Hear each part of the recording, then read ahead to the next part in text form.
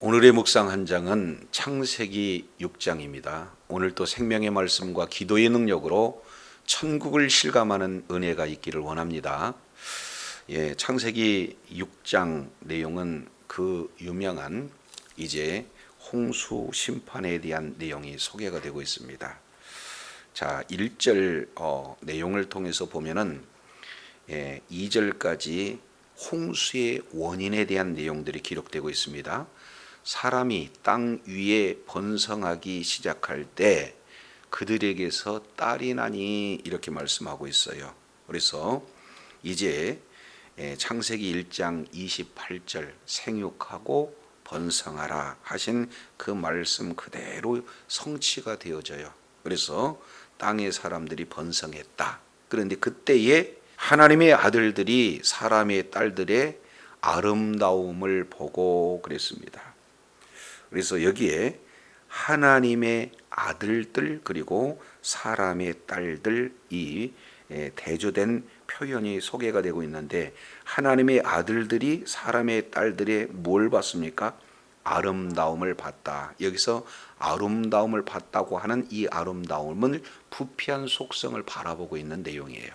그래서 우리가 창세기 4장 19절 20절 이하 내용을 통해서 보면은 바로 이제 사탄의 그런 후예들, 바로 뱀의 후손들에 대한 특징이 크게 두 가지였습니다. 하나는 강함, 또 하나는 쾌락. 그래서 경제와 문화와 그리고 전쟁, 이 세 개의 키워드를 가지고 강함을 추구하고, 동시에 이제 외적인 장식과 외적인 단장 그리고 외적인 쾌락을 추구하는 그런 어떤 모습을 그들은 봤다, 이렇게 말씀을 하고 있어요. 그래서 하나님의 아들들이 사람의 딸들을 보고 자기들의 좋아하는 모든 자로 아내를 삼았습니다.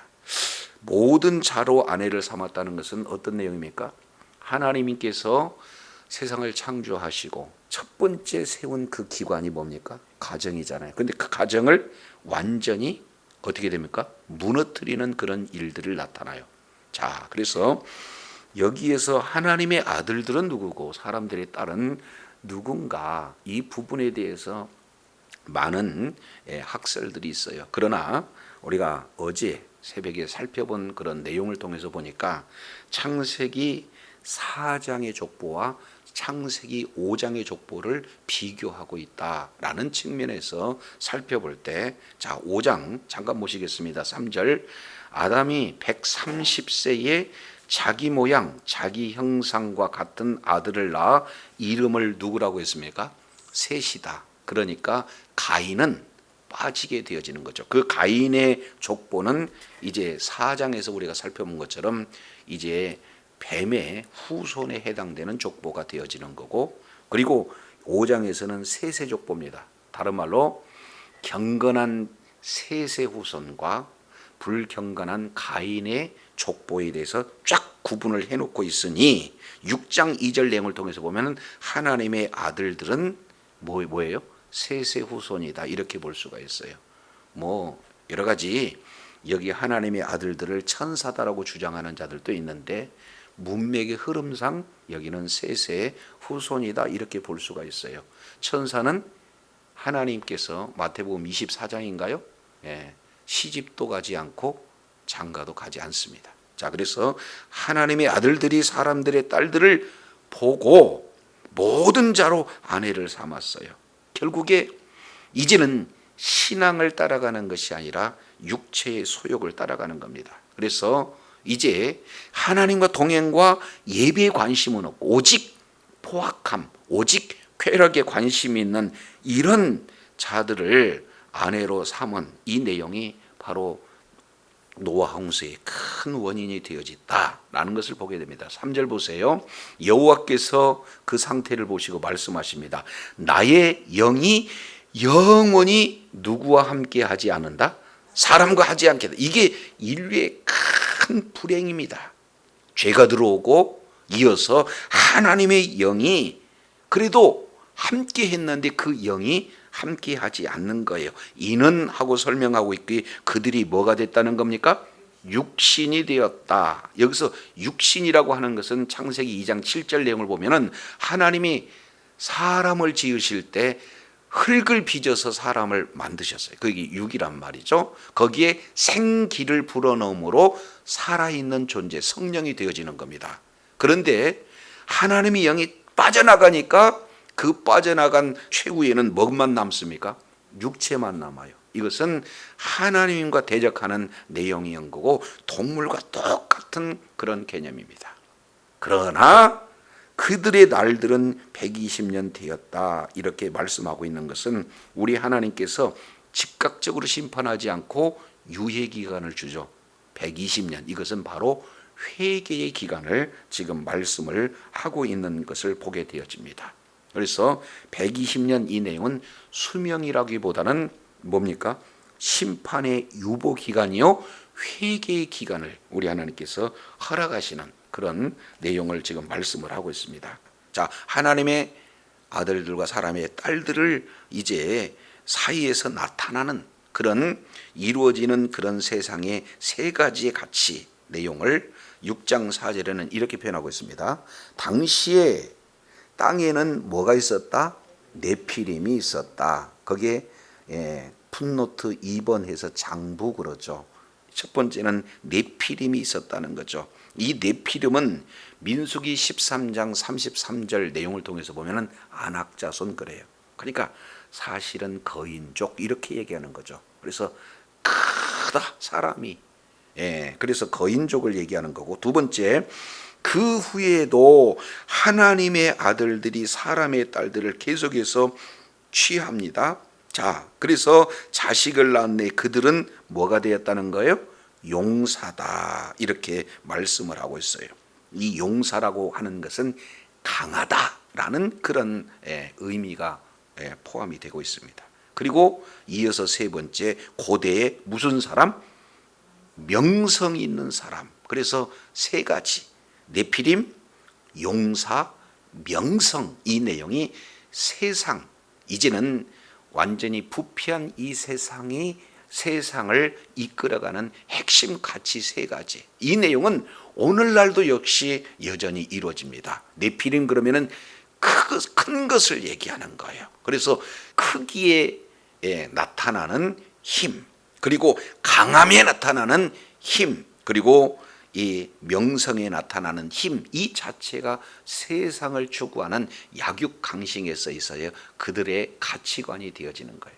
하나님과 통행과 그 속에 예배의 가치보다는 힘의 논리, 크기의 논리, 그리고 강함의 논리, 이러한 명성의 논리가 지배되는 그런 모습이 홍수 심판 이전의 모습이요, 오늘날도 역시 마찬가지 이런 내용이 이루어진다는 것을 보게 됩니다. 그러면서 5절, 자, 여호와께서 사람의 죄악이 세상에 가득함과, 여기서 가득했다라고 하는 내용은 세상 어떤 것도 다 죄악으로 가득 찼다. 두 번째, 그 세상에 발딛고 사는 모든 사람들의 마음의 생각의 모든 계획이 항상 잠시가 아니라 계속해서 악하다. 그래서 수평적인 측면에서도 죄악으로 가득 찼고 수직적인 측면에서도 죄악으로 가득 찬 상태를 우리 하나님께서 보셨다. 지금 이렇게 말씀을 하고 있습니다. 그 중에 5절 하반절 내용을 통해서 보면은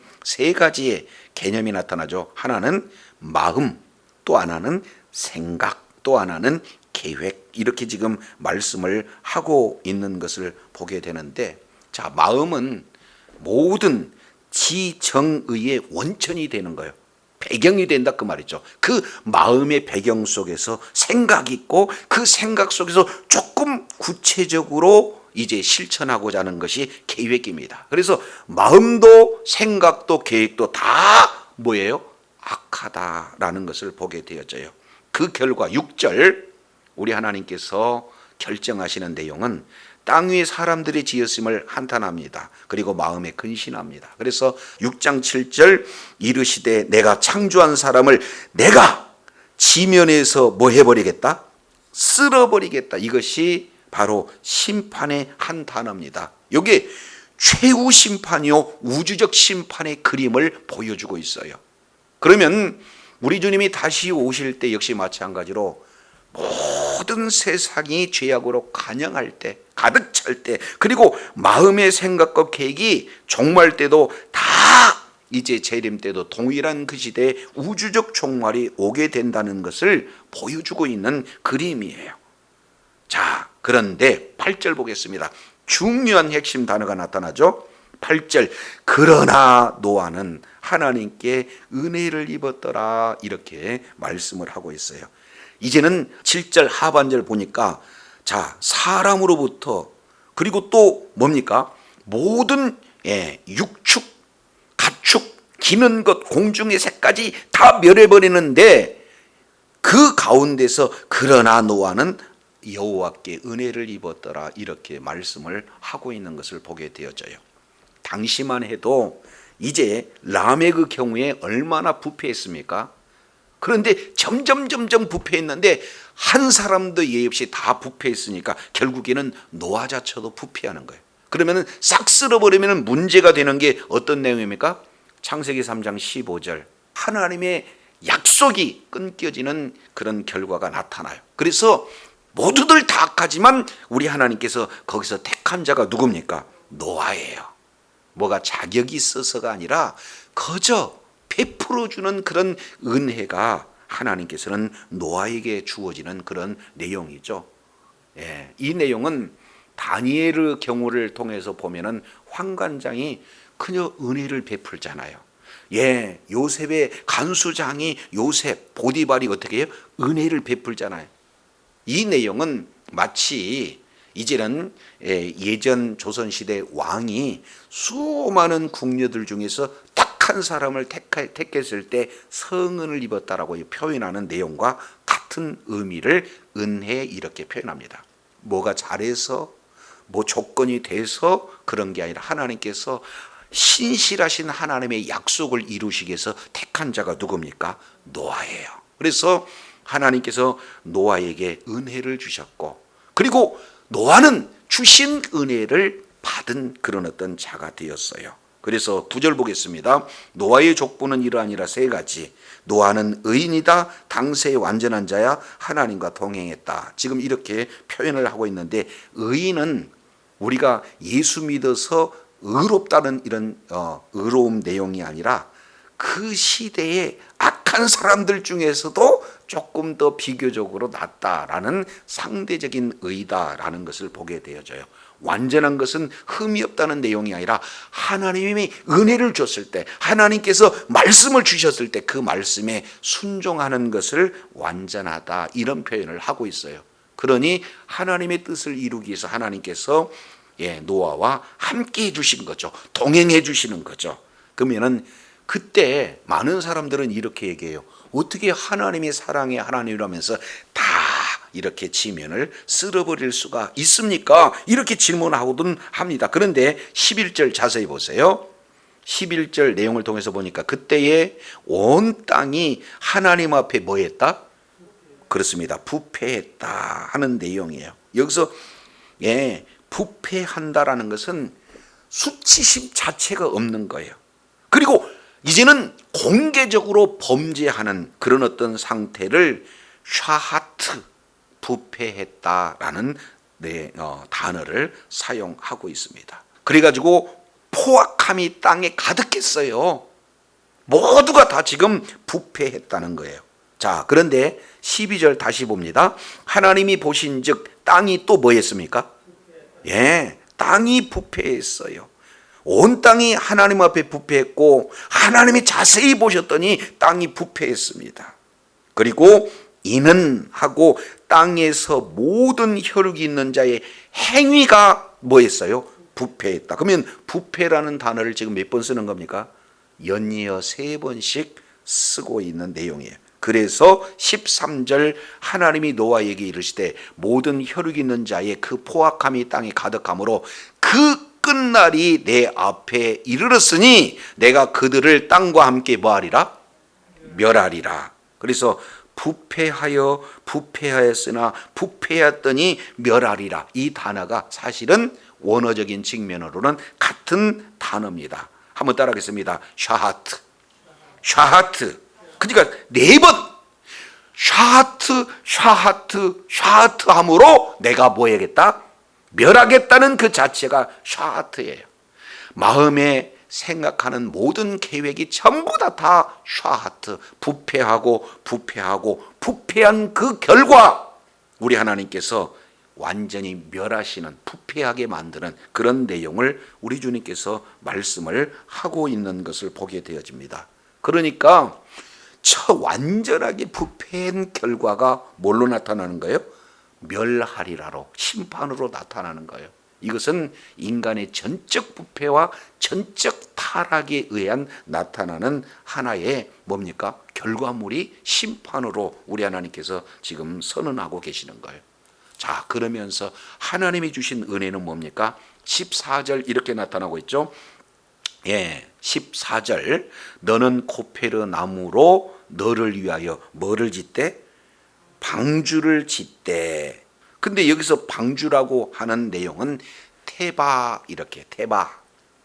이 테바라고 하는 내용은 배라기보다는 하나의 상자라고 하는 표현이 옳습니다. 그래서 구약 성경에 이 방주, 다른 말로 테바는 2개가 있는데, 하나는 출애굽기 2장 이 내용을 통해서 살펴보면은 이 내용이 어떤 겁니까? 바로 갈대 상자. 그래서 갈대 상자나 방주나 테바다. 그러면은 이 테바의 내용을 우리가 자세히 살펴보면은요, 거기에 동력이 없습니다. 그러니까 이게 돛도 없고, 그리고 뭐예요? 닷도 없고. 그러니까 모든 것을 전적으로 하나님께 맡기는 거예요. 전적으로 하나님의 주권을 인정하고 전적으로 하나님 앞에 맡기는 그 내용이 동력이 있어가 아니라, 어떤 방향을 내가 설정하는 것이 아니라 방향도, 그리고 문도 없어요. 하나님께서 이 모든 것을 주관하신다. 이것이 바로 테바다. 그래서 너를 위해서 테바를 짓되, 그러면은 모든 것을 하나님께서 맡기는 내용인데, 그러면 우리가 하는 내용은 뭡니까? 그 안에다가 뭐예요? 간을 막고 역청으로 안팎을 칠하는 것이 우리 인간이 해야 할 그런 어떤 일들이에요. 자, 그래서 여기서 역청이라는 이 내용도 속죄의 의미가 있고, 칠하다라는 내용으로 이 내용도 속전의 의미가 있어요. 그러니까 속전으로 속전하라, 2번 지금 강조하고 있는 내용이 되어져요. 바로 이 칠한다라는 이 내용을 카파르라는 단어를 써요. 지성소에 있는 바로 그 덮다라는 이 내용하고 똑같은 거예요. 예수 그리스도의 보혈로 우리들의 모든 죄를 덮어버리고, 예수 그리스도의 그 보혈로 우리들의 모든 죄를 도말하는 그 핵심 단어가 뭐예요? 카파르에서 온 거예요. 그래서 이제 역청으로 칠하다라는 내용은 속죄의 의미, 속전으로 속죄하라 하는 그런 놀라운 은혜가 이 속에 지금 주어진 거예요. 바로 예수 그리스도의 보혈의 단어가 이렇게 이루어지는 겁니다. 그래서 이제 길이와 넓이와 높이, 이 내용을 390규빗, 59빗, 39빗, 이 내용은 인류 역사상 가장 안정적인 구조라는 거예요. 훗날 이게 하나님이 설계해 준 이 내용이 가장 완벽한 배에 이제 좌초되지 않고 그런 엄청난 홍수에서 견딜 수 있는 가장 기본적인 그런 함정 수치다라고 과학자들은 이렇게 표현을 하고 있습니다. 그래서 이제는 홍수를 통해서 모든 땅에 있는 자는 다 멸절한다, 죽인다라는 그런 내용이에요. 그러면서 매우 중요한 한 단어가 18절에 기록되고 있죠. 18절 뭐라고 말씀하고 있습니까? 18절에 그러나 너와는 내가 언약을 세우겠다. 이 세상에 다 멸절된다 할지라도 그러나 너와는, 그러니까 이제는 노아가 제2의 조상이 되어지는 그런 내용이 소개가 되고 있습니다. 이유는 단 하나, 언약 때문에.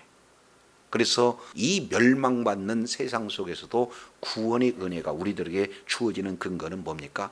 언약이에요. 새 언약 때문에 이런 일들이 이루어진다. 그래서 모두들 다 들어가게 되어지는데 22절 보겠습니다. 노아가 그와 같이 하되 하나님이 자기에게서 뭐 하신 대로? 명하신 대로 다 준행했다. 이 내용을 히브리서 11장 7절 통해서 보면은 충성된 종 이렇게 말씀을 하고 있습니다. 그래서 큰 배, 방주, 그리고 그 방주에 들어가는 모든 칸을 다 막습니다. 그리고 3층으로 또 문을 닫고 안팎으로 역청을 칠하는 일이 사실은 쉬운 일이 아닌데 하나님의 말씀에 그대로 순종했던 것을 볼 수가 있어요. 노고도 있습니다. 그리고 사람들의 비난도 있습니다. 그러나 하나님의 말씀에 절대 순종해서 이 모든 것들을 다 준행함으로 말미암아 끝내 이 세상에 이렇게 멸망이 왔을 때 구원의 은혜를 받은 자가 바로 노아와 그의 가족들임을 우리가 살펴보게 되어지죠. 그래서 정말로 이제는 노아 시대와 똑같이 우리에게 뭐가 찾아오는 거예요? 종말을 이렇게 우리 주님께서는 말씀을 하고 있습니다. 그랬을 때 정말로 예수 그리스도의 십자가 붙들고 주신 사명을 잘 감당할 때 모든 주권을 주님께 올려드리지만 하나님이 주신 명령에 그대로 순종하는 자리에 있음으로 말미암아 이제 하나님 앞에 끝까지 존귀하게 있음 받고 주님께 영광 돌리는 복된 은혜가 있어야 될 줄로 믿습니다.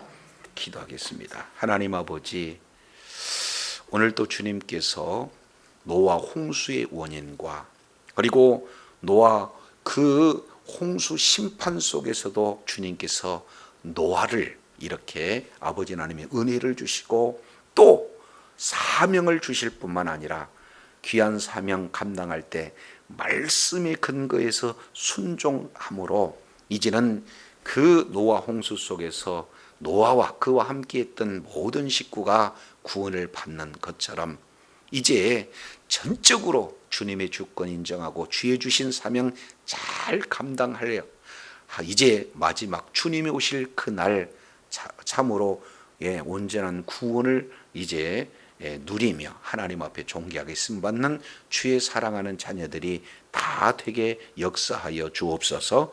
우리 구주 예수 그리스도 이름으로 기도드립니다. 아멘.